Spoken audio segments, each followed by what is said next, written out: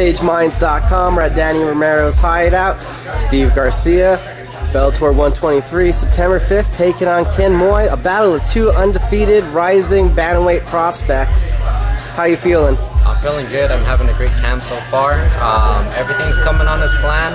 I'm actually getting pretty anxious to get in there already. I mean, it's about 3 weeks from today, actually from last Friday. So it's coming up pretty soon. So I'm excited to get it through and you know, hopefully put on a good show for you guys. Whoever wants to watch it, it's on Spike.com, Spike TV. You know, take a peek at it if you can.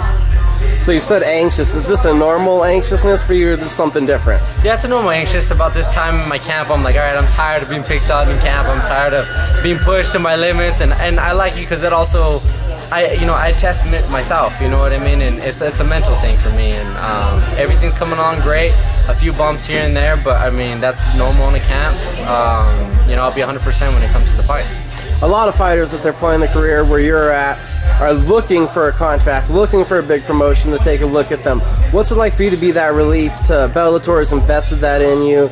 Your second fight of a 4-fight deal, right? So they made you that offer, and you've had that step ahead of some people. Right. Now, honestly, I'm 100% blessed. God's led the way, and I just follow him, man. He's giving me great coaching. You know, he's giving me the ability, he's giving me talent, and you know, I'm here to show it. I'm here to prove myself, and you know, I want to take it to the next level. You know, every single fight, every single time I get in there, I want to be a little bit better.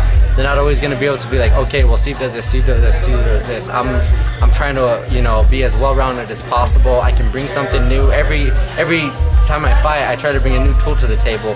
Whether or not I use it, you know, I always want to use my strengths against their weaknesses. And like I said, I'm just very blessed. You know, Bellator's treated me, you know, 100%, you know, good, and they welcome me with open arms. They treat me well. I have no complaints whatsoever. Kind of biased because I'm local, but you said for people to tune in who want to see you fight. Well, I'm sure after the last two fights, there's got to be a lot more. The Sean Bunch fight is up there online, a dynamic performance, and then also Cody Walker, 40 seconds of you two swinging fists, and you knocked him out cold. So, have you felt any of that stardom come towards you? It was pretty cool. Like the first time it actually happened, I was in vacation going to the Texas Rangers game. I had a couple guys recognize me. It's kind of like the start of something. So I like that. I love having fans. I want to build a fan base, you know, to no extent. You know what I mean? I love everything that kind of comes along with that, because I mean, I'm here to reach people. I'm here to fight for the fans. You know, and honestly, like I said, I'm 100% blessed. So, you know, I want more fans. I want more people to come and watch me fight. You know, so please tune in. You know, I promise. I bring a fight every single time, regardless of who it is. You know, my goal is to get that belt, and within the year, I'm gonna get it. Did you feel kind of taken aback then at that Rangers game when you got noticed? Were you a little bit like, huh? It was a little shocking. It was a little bit shocking, but you know, I hope I handled it well. I mean, I was just excited in the moment and everything. So I was pretty excited about it. Ken Moy, I looked online. I really couldn't find anything but highlight videos.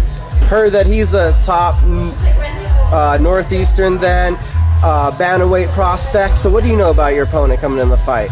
I kind of heard that he was like an amateur star, I guess, #1 in Massachusetts or somewhere on the East Coast or something like that, and that's great. You know, I want to challenge. I want to fight the best, and I want to fight the best Ken Moy. You know, I'm hoping this guy has a great camp because I'm here to prove myself. Like just like every single time, you know what? This kid's good. He brings it. I mean, this guy he's a grinder. He can put it in deep waters if need be, and but he's never fought anybody like me. So I guarantee that it's gonna be one to watch.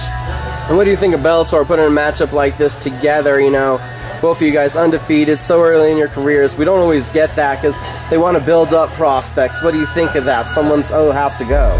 Yeah, I mean, it's okay because I mean, I know, you know, what I'm thinking. I'm knowing, you know, how my training camp's going.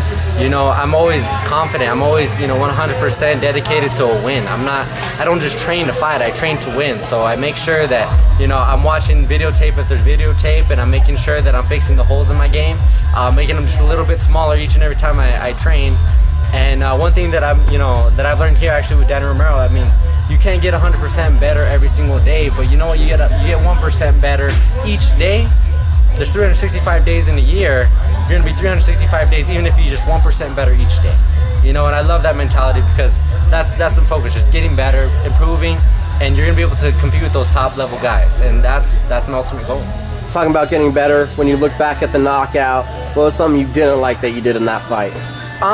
We were engaging and stuff like that. I kind of got a little excited. I mean, I'm not gonna lie, I felt a little bit pressurized. You know, just because I wanted everybody to know that the Sean Bunch fight wasn't a fluke. But I wanted to go out there and kind of set a statement. You know, I wanted every other 35er to know who I was, and you know, I'm hoping I did that. But you know, I kind of went in there just kind of guns blazing. You know, we went and duked it out. It was fun. I'm not gonna lie, it was fun. He caught me with a couple good shots. I kind of lost vision in my right eye actually. You know, but I regained composure, and you know, my coach calmed me down a little bit. Then I was able to, you know, input my game plan, and you know, things went my way. So a great firefight like that, is there hopes of that again, or you can try to stay away from something so exciting and wild, stay a little more technical? Well, I always, anytime I'm in a fight, you know, I want to bring it. I try to get it, you know, started off as quickly as possible. If I can, I'm not one of the fighters that really likes to bounce around for a round and waste a round. You know, like if I need to get to it, you know, I want every chance that I can to beat you. So if that started from the very, you know, start of the bell to the very ending, and he's still up, you know, props to the guy. But for me, I like to get going as soon as possible. But I definitely want to have composed aggression in this fight. I think that's going to be key. But I don't think I should have a problem with this one. This one should be a good fight for me, and I'm excited for it. Getting the platform, it's a huge night of MMA, and in Connecticut especially, you got both events going on. Do you feel, and you've said about pressure with moving on from the Sean Bunch fight, is there pressure now even more as you've been the knockout artist now to keep the streak going? Not so much. I mean, like, I think I was more pressurized because I just wanted people to know that I wasn't a joke. You know, I come in and I train hard. I train hard every single day, you know, 2 to 5 times a day, just kind of depending on, you know, what day it is. You know, I'm training, you know, 6 times a day, you know, but they're all kind of strategized and stuff, and it doesn't really affect me as far as being stressed out about it. I mean, you have your normal jitters and stuff like that, but I've had 17 fights already, and I feel like I'm able to kind of, you know, bring it all together, you know, be professional, go in there, compete like a professional. A lot of changes recently been announced with Bellator. Anything that's really caught your eye about those, about the announcement, about the new schedule, anything? I haven't really heard too much about it. I heard that, you know, of course, you know, Scott Coker took over the promotion and stuff like that. I hear that great things are about to come. That's what everybody keeps telling me. So I'm excited to see where it's at. You know, I'm just anxious to see where this is gonna go. And then, how are people gonna follow you? How are the fans get in touch with you? Hey guys, follow me on Facebook, Twitter, Instagram. I'm always on it. You know, I have a fan page on Facebook as well. Just hit me up. I think it's Steve Me Machine on one of them. Another one's Me Machine 505, I think, on my Twitter. Just follow me, guys. I promise you, I'm not too boring, but I'm not too crazy on it. I just try to keep everybody updated on my fights. And then, who do you need to thank? I gotta thank God first. I mean, honestly, He's got me through every single camp. I couldn't do it without Him. And then next would be my dad. He's my manager, also my strength and conditioning coach. He handles all my paperwork and all that stuff, so I would be lost without that guy. My family, of course, but then my coach Trell, Danny Romero. I've been working a lot with Ray Yee, you know, and some of these other guys that have been pushing me every single day in my camp.